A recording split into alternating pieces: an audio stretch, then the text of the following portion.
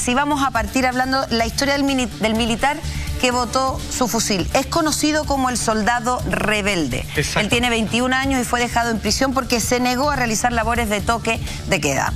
Eso, Salfa, ¿cuándo ocurrió? ¿Cómo está hoy día? ¿Sigue preso? Cuéntanos un poco cómo surge esto. Parto por el final. Este hombre, este muchacho, para algunos de 21 años, soldado profesional, sigue preso por ya varios días desde cuando él entró en este acto de rebeldía, desde el puritano punto de vista de la milicia. Sin embargo, esto nos da para conversar en profundidad respecto a los símbolos que representa de cómo un ser humano adiestrado para seguir órdenes estructuradas, jerárquicas, sin que quepa el menor espacio a la duda, él decide, por las razones que ya vamos a explicar, botar el fusil. ¿Cuándo sucede esto? El día sábado, cuando finalmente se plantea un toque de queda para la región metropolitana, y dado que tenemos acá la concentración más grande en un comienzo de manifestantes y claramente de toda la población del país, comienzan ejércitos tanto del norte como del sur de Chile a movilizarse hacia el centro de esta nación. Pues bien, desde la tercera brigada, acorazada a la Concepción de Antofagasta, a la cual pertenecía ni más ni menos que David, es donde finalmente comienza a suceder este episodio que hoy nos invita a la reflexión y que obviamente nos permite entender cuáles son las distintas capas de un ser humano, aún en aquellos que parecieran que no tienen más dudas o no deberían tener más dudas o mayores reflexiones en la vida, como es un soldado. Finalmente, cuando la jefa de la brigada los coloca todos en fila y le explica cómo se van a transportar a las 3 de la mañana de ese día sábado, y nuestra misión es llegar, obviamente, a proteger el orden, y es cierto, de la ciudadanía, disparando, al parecer, si es que fuese necesario, él simplemente da un paso adelante y dice no, y bota su fusil. Tenemos titular, señor director, cuando quiera. Soldado fue detenido por negarse a actuar bajo el estado de emergencia. Como decimos, David Veloso, 21 años, y que exactamente, y que él en algún momento fue puesto a disposición del fiscal militar Cristian Ramírez Sepúlveda, y fue puesto a disposición y privado completamente de libertad, en donde todavía veremos cuál va a ser su destino, no solamente como soldado, como chileno, y digamos por todo lo que le confiere en este caso en su humanidad. Fíjate que este hecho rememora mucho un hecho bastante dramático que ocurrió para el golpe de Estado en el año 73, cuando el conscripto Michel Nach se niega a disparar contra su pueblo, según lo que se filtra, digamos. Uno ya no sabe qué tanto hay de realidad o no, de romanticismo en todo esto.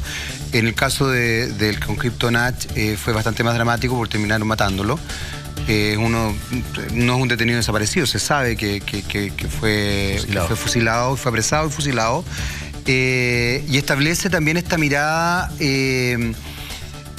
por un lado benevolente respecto a las violaciones a derechos humanos de las cuales hemos sido testigos este último tiempo, y por otro lado también uno establece también esta mirada de entender que finalmente dentro de las milicias, como dentro del cuerpo de carabineros, hay personas que efectivamente tienen una vinculación con el pueblo, como lo dijo Michel Nach: yo no voy a disparar contra mi pueblo al que pertenezco, que yo creo que uno no puede dejar de tomar en perspectiva.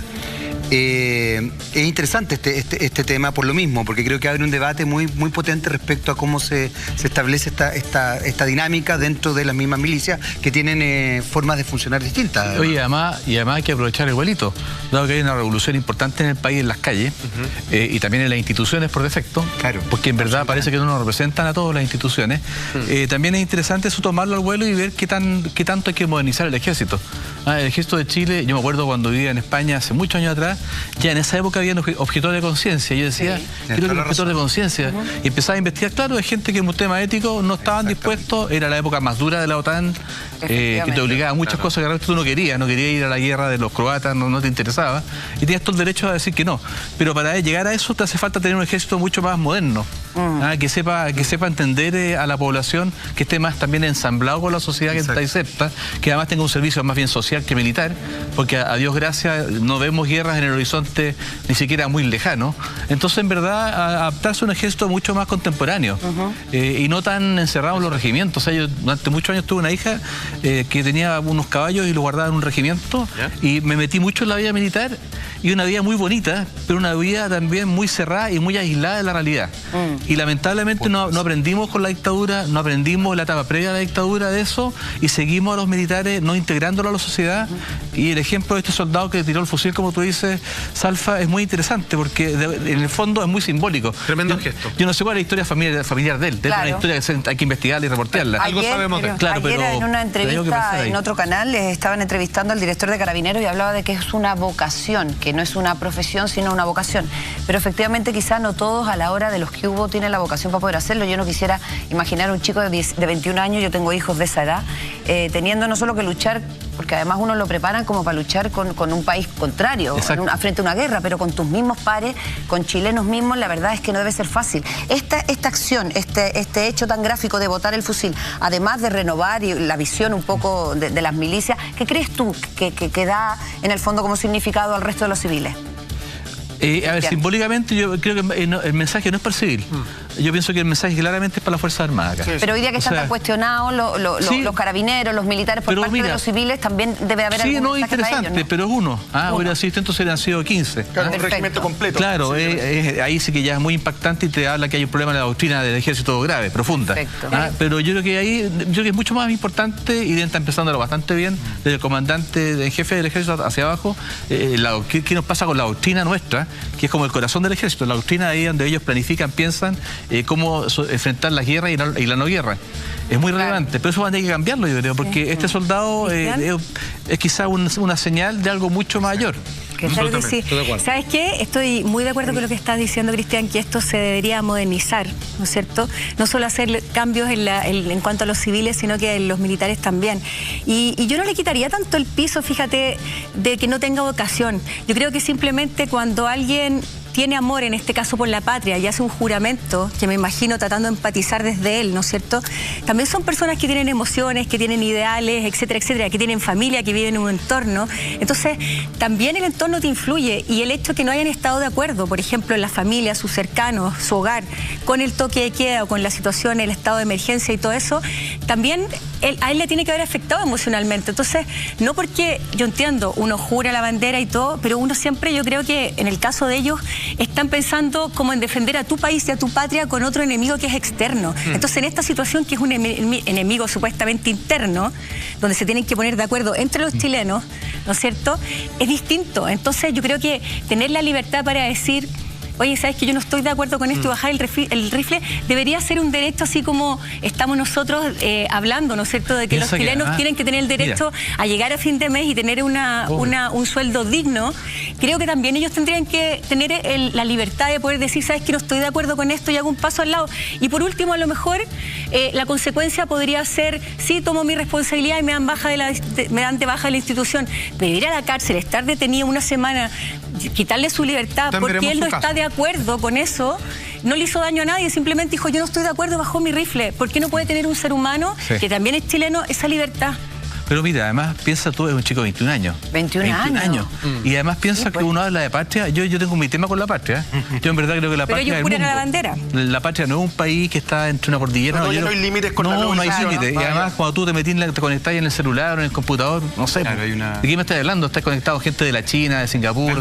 Entonces, además, la doctrina del ejército no tiene claro que además estos cabros 21, 22, 23, 25 años son de otra generación totalmente distinta. Absolutamente. Y están conectados con el mundo. Y entonces, ¿de qué me habláis de patria, de bandera, de himno nacional? Que igual es interesante, pero estos chicos ya están en otro lado. Fíjate, tú acabas de establecer un punto muy interesante, que la diferencia entre lo que antes se podía hablar de un lado de cerebro a bajémosle un rango, a un cambio, adoctrinamiento, o a países que la única manera en que entienden que esto funciona es cuando ponen firewalls, ¿cierto?, respecto al libre flujo de la información, como China, y ni hablar de Corea del Norte, por ejemplo.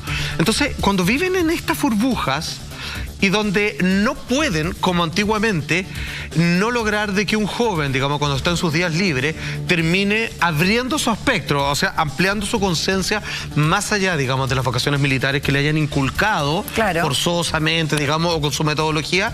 Finalmente, cuando llega un punto crítico, un punto de inflexión, él decía, ¿sabes qué? Yo voy a decidir en estos momentos, yo no voy a perder mi humanidad en medio de esta jerarquía que se me establece como en un grado de comportamiento. Fíjate que yo quiero retomar un poco lo que decía Cristian hace un rato, porque me parece que es muy relevante y de hecho una de las cosas que se ha cuestionado este último tiempo. Tú mencionabas el tema de las instituciones. Yo concuerdo 100% contigo, quizás partió con el tema del cuestionamiento de la Iglesia Católica, después se fueron sumando. Los políticos han sido muy cuestionados, los medios, para qué decirlo. También. O sea, claro. Y en ese aspecto, fíjate que Cristian dice una cosa que me parece muy certera, que es el cambio a la manera de establecerse o vincularse desde estas instituciones que tienen que ver con las Fuerzas Armadas. O sea, tú mencionabas el hecho de, efectivamente, hoy día de cuerpos de paz.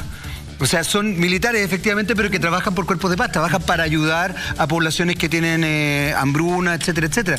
Entonces, en ese aspecto, creo que es importante entender también como perspectiva que lo que se está pidiendo hoy día es un cambio bastante más radical. Y yo creo que eso es una de las miopías que no se están entendiendo. Exacto. No están entendiendo los medios, no están entendiendo los políticos. Piensa tú, lo ven que hay para este cabro, y para todos los chicos más jóvenes que están en el ejército, ver los memes que hoy en día han salido. Ellos también no son memes, po. Sí, pues. Y ellos trabajan en ese lugar. Meme, po. La comunicación es otra también. Es como si trabajar en este canal de televisión y de todos los días te tiran tan duro. Venga, pues entonces imagínate para este cabro y para todos sus pares ver eso. Es terrible, po.